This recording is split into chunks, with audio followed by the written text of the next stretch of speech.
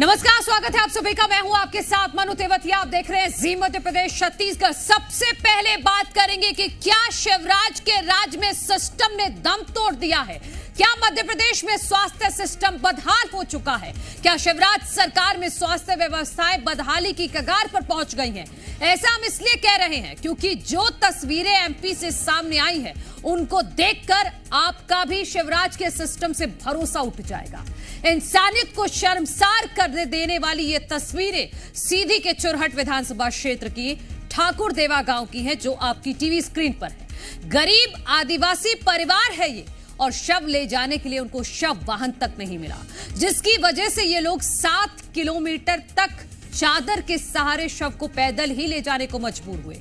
Postmortem के बाद शव वाहन के लिए परिजन प्रशासन से गुहार लगाते रहे, जिसके बाद खुद ही चादर के सहारे शव ले जाने को उन्हें मजबूर होना पड़ा। ये तस्वीरें देखिए, शर्म से झुक जाना चाहिए उन जिम्मेदारों का सर कि आज के दौर में भी ये नौबत आ गई है कि इन्हें अभी तक शव वाहन नहीं मिला, जबकि कई घंटों तक ये इंतजार करते रहे, प्रशासन से बार बार गुहार लगाते रहे कि हमें शव घर ले जाना है तो हमें शव वाहन का इंतजाम करा दीजिए।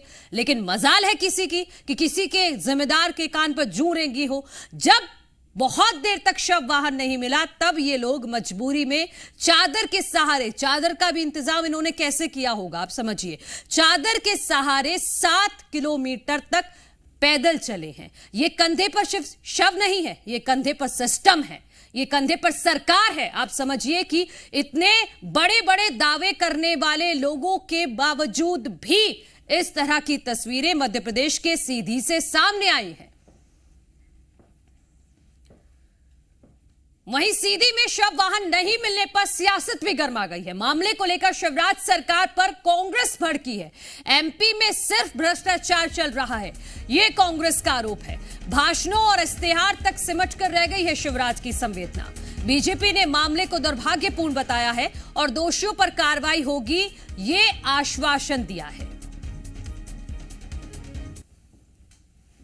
मध्य प्रदेश में गर्वित क्या हो रहा है सिवाय भ्रष्टाचार के।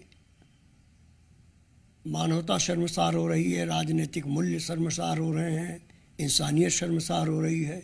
सारी संवेदनाएं तो शिवराज सरकार ने खत्म कर दी है, और जो भी संवेदना है सिर्फ भाषणों में और इश्तिहारों में है। जो लोग स्वास्थ्य सेवा का दावा कर रहे हैं उन लोगों को चुरहट की घटना का अपने भाषणों में, चुनाव का दौर है, जवाब देना चाहिए कि किसकी असफलता है। कि स्वास्थ्य व्यवस्था को सुधारने के लिए मध्य प्रदेश सरकार लगातार कदम उठा रही है। पहले गिनती के मेडिकल कॉलेज होते थे, आज मध्य प्रदेश में उनकी संख्या कितनी ज़्यादा हो गई है। कहीं ना कहीं ये सरकार की प्राथमिकता में है कि मध्य प्रदेश में स्वास्थ्य व्यवस्था सुधरे, और उसके लिए निरंतर कदम उठाए जा रहे हैं। जी मीडिया संवाददाता हमारे साथ प्रमोद शर्मा जुड़ गए हैं। प्रमोद, सबसे बड़ा सवाल ये है कि आज के दौर में जब डिजिटल युग की बात की जाती है, एक कॉल पर कोई भी गाड़ी आ सकती है, लेकिन क्यों एक शव वाहन नहीं दिया गया इस गरीब आदिवासी परिवार को? किस बात की सजा मिली? देखिए, नाम सीधी है लेकिन यहां पर सब उल्टा चल रहा है। सरकार की योजनाएं यहां पर बंदरबाट हो गई हैं, और कहानी ये है कि सीधी में आदिवासियों के साथ इंतहा वाली अत्याचार की तस्वीरें आ रही हैं। यदि सीएम शिवराज सिंह चौहान अपनी योजनाओं को विकास मॉडल बताते हैं, तो वो इस इलेक्शन के बीच में इन तस्वीरों को, मानवीयता को झकझोर रख देने वाली इन तस्वीरों को देख लें और फिर बता दें, खुद तय कर लें कि मध्य प्रदेश कितना आत्मनिर्भर हो गया, मध्य प्रदेश में योजनाएं लोगों के कितने काम आ गई। कुल मिलाकर मध्य प्रदेश में ढर्रा चल रहा है, और ये सिस्टम लोगों की जानलेवा बन रहा है। ना तो एम्बुलेंस काम आई, जिंदा लोगों के लिए आ रही है मध्य प्रदेश में, ना मरे हुए लोगों के लिए सब वाहन मिल रहे हैं। तो फिर योजनाएं ये दौड़ क्यों रही हैं? क्योंकि एम्बुलेंस पर पैसा सरकार खर्च कर रही है, सब वाहन पे खर्च कर रही है, लेकिन वो काम नहीं आ रही। हो सकता है नेताओं के लिए काम आ रही हो सकता है वीआईपी लोगों के लिए काम आ रही हो, लेकिन जिनके लिए योजनाएं चलाने का दावा किया जाता है, किन के लिए? आदिवासियों के लिए, उनके लिए रत्ती मात्र मध्य प्रदेश में योजनाएं काम नहीं आ रही हैं।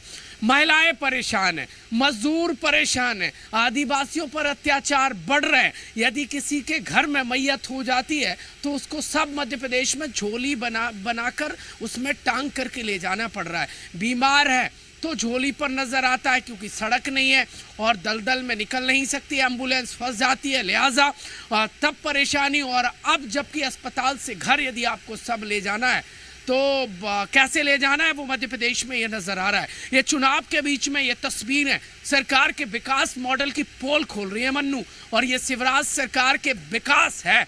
और यदि ये विकास है तो सरकार तय कर ले कि उन्होंने किया क्या है। देखिए सड़कें मध्य प्रदेश में वाशिंगटन से बेहतर है क्या?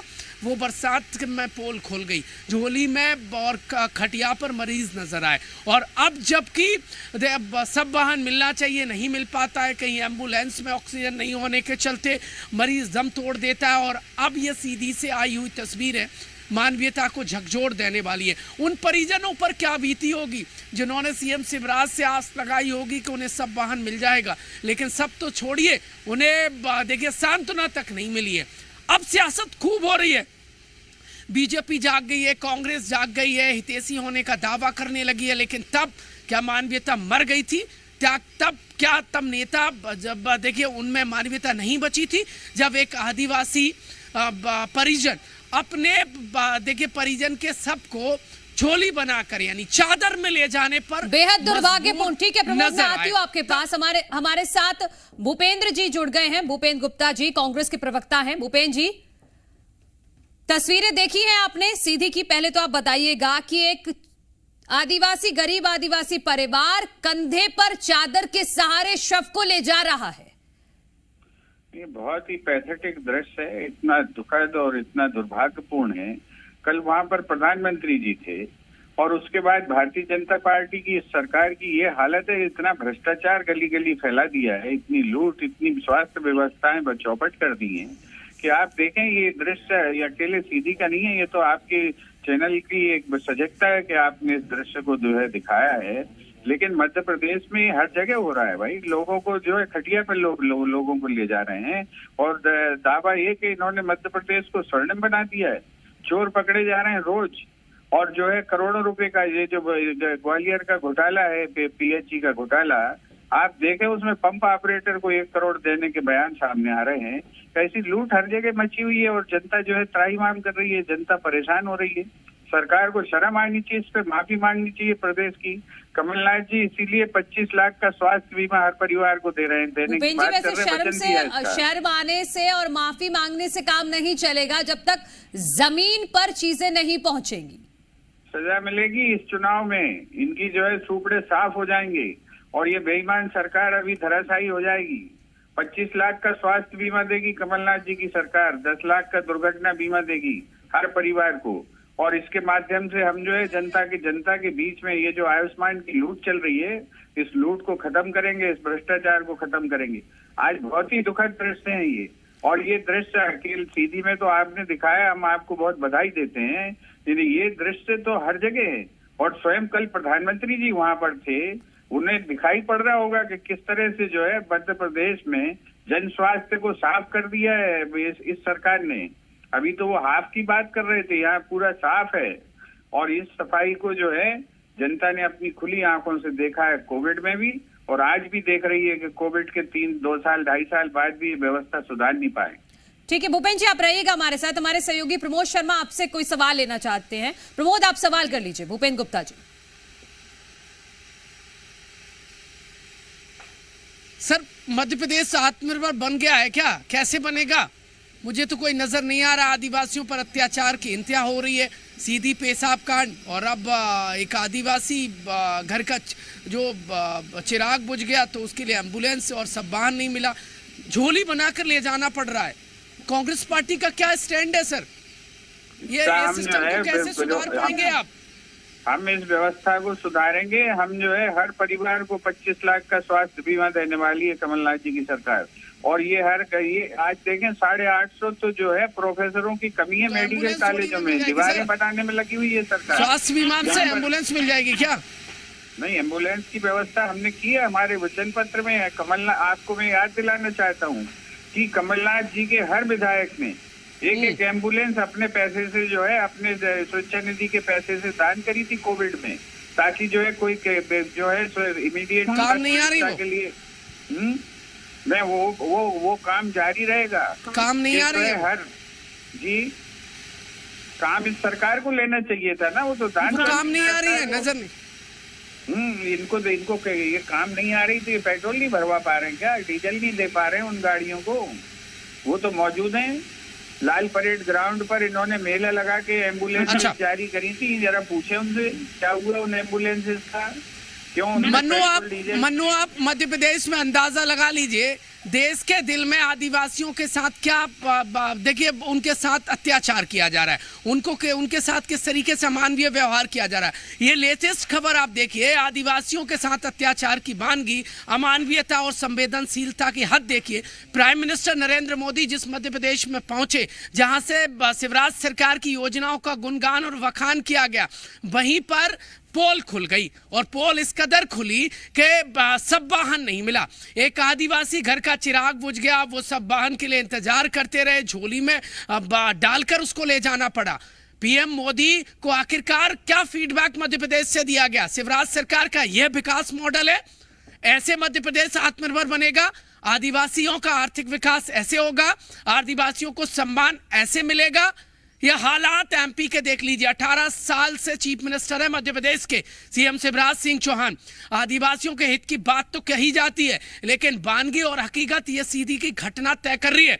सीधी पेशाब कांड पर जल्दी एक खुलासा हम करेंगे, जो ये बताता है कि सीधी पेशाब कांड का जो वीडियो वायरल करने के पीछे मंशा आखिरकार क्या रही, आदिवासियों के सम्मान के साथ खिलवाड़ करने वाले आखिरकार कौन लोग हैं। सवाल यह है कि मध्य प्रदेश में ये जो ढचर लचर रवैया है, उस पर स्टॉप कब लगेगा? चुनाव के बीच में ये तस्वीरें आदिवासियों के हितैषियों की पोल खोलती नजर आ रही हैं। यदि आप असली हितैषी हैं तो आदिवासियों के साथ अपमान, उनके साथ जो अत्याचार की घटनाओं पर स्टॉप लगाइए, लेकिन मंच से अब नजर नहीं आएगा। हाँ, धमकी अधिकारियों को दी जाएगी, हाँ धमकी देख लेने की दी जाएगी, हाँ धमकी व्यापारी परेशान ना हो, लेकिन यह धमकी नहीं देंगे अब मानिए, क्योंकि अब चुनाव चल रहे हैं, वोट बैंक खिसक ना जाए। आदिवासियों के साथ अत्याचार, इंतहा, सिस्टम की लापरवाही अब नजर नहीं आएगी। सब कुछ चुनाव के लिए ही तो है ना प्रमोद। ठीक है, ठीक है, आप रहिएगा हमारे साथ। भूपेंद्र जी, आपका बहुत शुक्रिया जी मध्य प्रदेश छत्तीसगढ़ से बात करने के लिए। लेकिन आप समझिए कि बहुत बेसिक चीज है। अस्पताल में एम्बुलेंस 24 घंटे खड़ी रहती है, एक कॉल आप कीजिए तो वो आपको मिल जानी चाहिए, ये बेसिक प्रोसेस होता है, आपने कहीं पे भी देखा होगा। लेकिन यहां पर इस गरीब आदिवासी परिवार को एम्बुलेंस नहीं दी गई, इतनी गुहार लगाने के बावजूद भी। आखिर क्यों? और ये सवाल जी मध्य प्रदेश छत्तीसगढ़ लगातार पूछता रहेगा।